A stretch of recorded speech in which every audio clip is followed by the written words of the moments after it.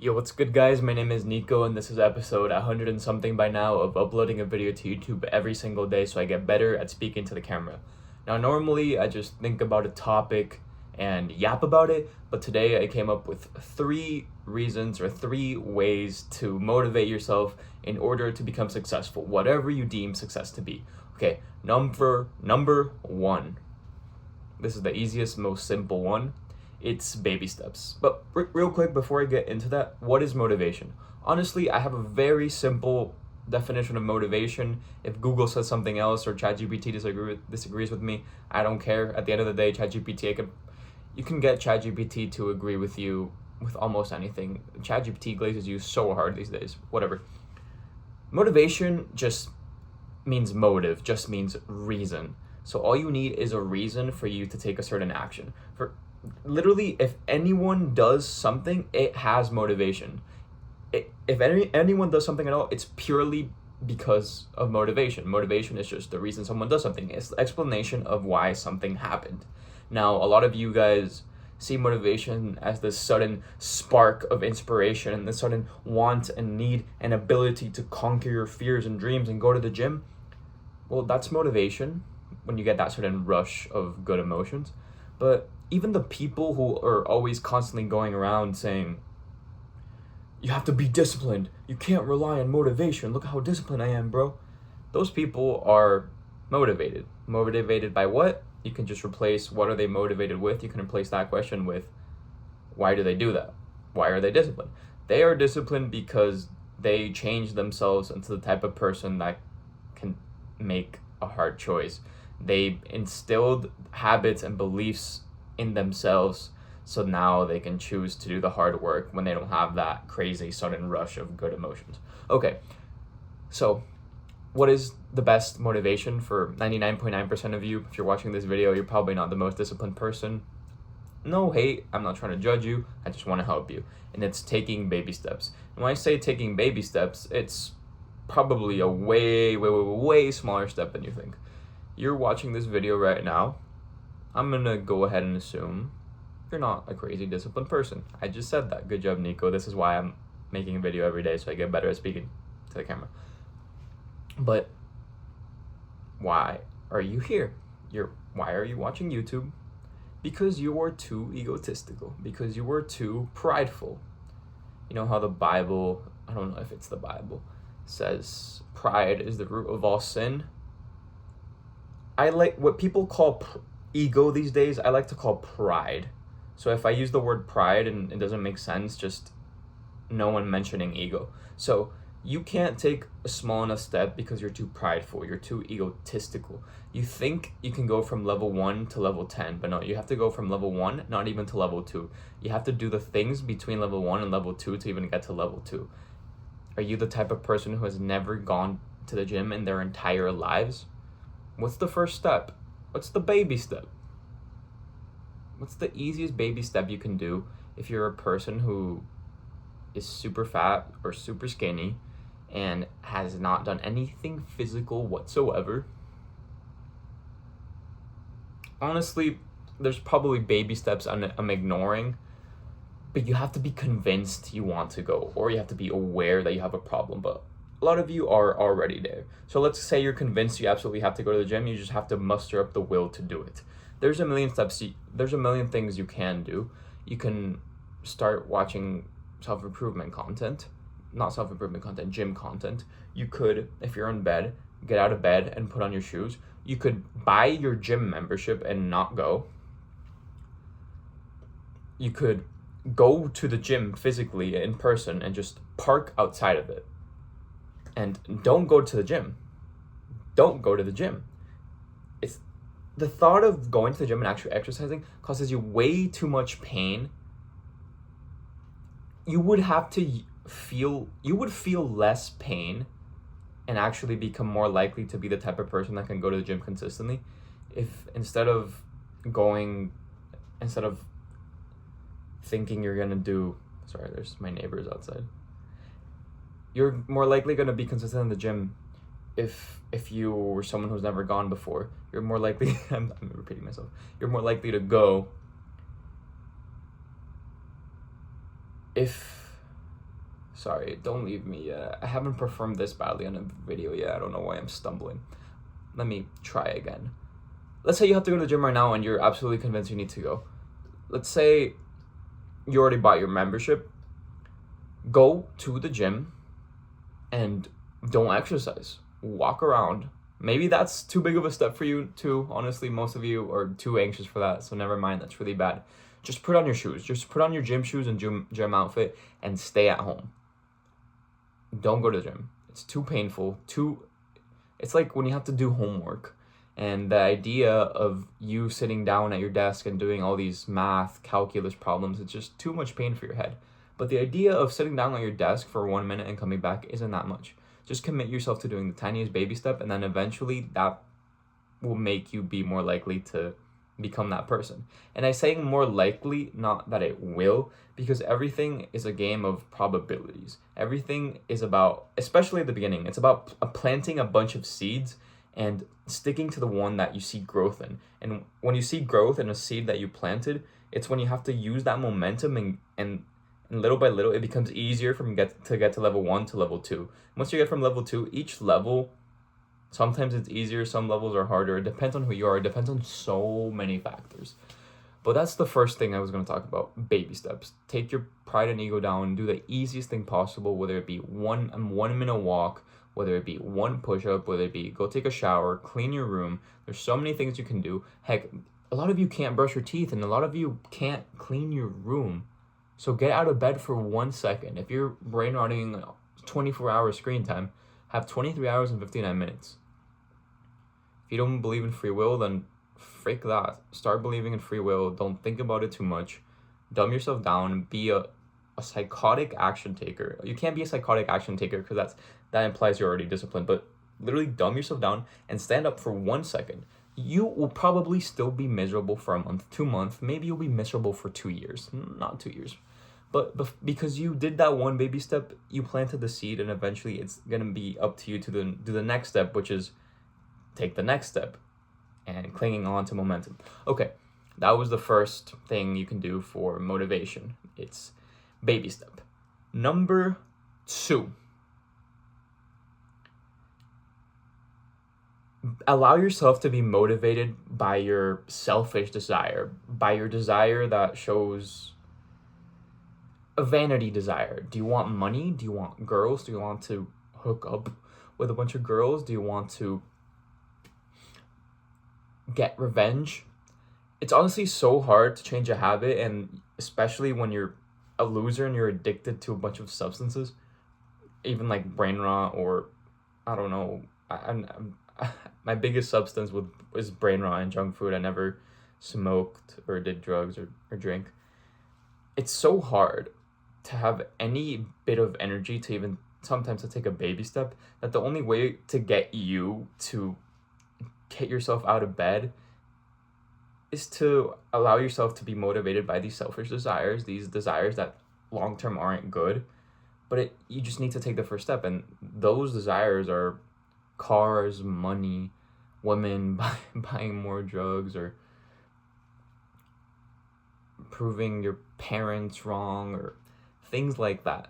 Me personally, I have a little bit of a weird story. I wanted to start the habit of reading books, and I was struggling with being more social. I was decently social, but I wanted to improve my social skills, but I didn't feel like reading a book on social skills. That seemed kind of boring. So, and I just couldn't read that. But what I could read, I don't remember what book it was. It was some famous book. Let's just say it was Psycho-Cybernetics. If I became the person that read Psycho-Cybernetics, I would feel good about myself in a pretentious type way. I allowed myself to be pretentious because me saying that I read Psycho-Cybernetics means I'm better than some people. Even though that's technically wrong and true, and you might think it's stupid and I'm really dumb for thinking such a surface level book like Psycho-Cybernetics makes me better than other people. I felt like that, and I acknowledged it was wrong, but I used it and I read Psycho-Cybernetics, and now I have the habit of reading. I've been reading. I was reading 50 pages every day. Then now I'm reading 25, but I'm keeping up the habit. And 25 is good for me because I used a motivation that wasn't purely selfless and good and loving. and now I read books even on stuff that isn't necessarily too entertaining, but I kept the habit up because remember, the key point is it's really so hard. You need to use whatever motivation you have, whatever reason, whether it be messed up or not. Okay, the third reason, and this is a little bit complex to articulate, I actually started filming this. This used to be my first tip. I was filming earlier, but I was articulating everything so badly, so I just started a new video. Okay, here it is. If you can somehow motivate yourself by not wanting to be wrong, it's amazing. If you can motivate yourself for wanting to be proven right or confirm your own beliefs, it's amazing. I'm thinking about this because this morning I wasn't feeling it. I was stressed out over, I don't even know what I was stressed about, my own thoughts. As I was going on a walk, I was thinking of all the hard work that I needed to do in the day, of I'm going to need to go on a 5-mile run tomorrow, of I need to finish my water, I want to binge eat, even though I'm going to cut. And there's so much, and people are so unfair, and I was suffering, I was mad, and my day was just going to go bad. I was going to be low energy. I just wanted to brain rot, watch Netflix. But I knew I wasn't going to do that because I've developed good habits and I can resist those. But I felt the urges, and I was so angry that I had to use my willpower and energy to resist those urges instead of just being happy, working hard. Because sometimes hard work is fulfilling. My life is pretty good. I'm actually super happy. But there's periods like that. I was getting stressed out. But do you know what got me to stop stressing out? It was the other day when my mom was getting stressed about some BS. I'm not diminishing her pain, but I just wanted to show her and tell her that it's okay. We're still alive. You don't have to suffer this much. My dad probably said a stupid comment she didn't like. That's probably the reason. It's like, it's okay. Let it go. I know it's hard, but we can develop the ability to choose to suffer less in certain circumstances, at least. And I remember when I was stressing this morning, I remember when I told that to my mom, and I was like, am I going to be a hypocrite? Am I going to be a fraud? I have to be proven right. I have to be right. And that's when I didn't want to be wrong. I didn't want to be a hypocrite. So that's when I was able to choose to stop stressing. I chose to stop stressing, and my day was all of a sudden so much happier. It's because, again, like I mentioned at the beginning of this video, it's pride. We want to be right. We almost want to be right more than we want to be happy. Once we can motivate ourselves through pride, I keep saying pride is bad, but this is also pride being an unhealthy-ish motivation, but I don't think it's unhealthy, this one at least specifically, if it's for the greater good eventually. Maybe it is, I don't know. Let's not get philosophical. But it is pride. Pride is you wanting to be right more than wanting to be happy or fair or loving, and sticking to what you said. It's sticking with what you believe in despite everything almost proving you wrong.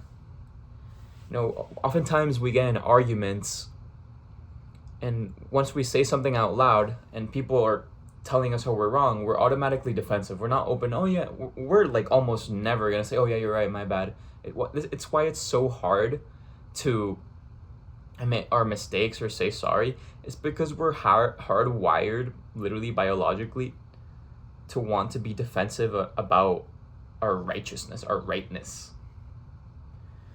So whenever you face a dilemma where you have to prove yourself to be right, it's so much easier it takes way less energy and willpower to do a certain action. This also reminds me of I think yesterday or this morning too.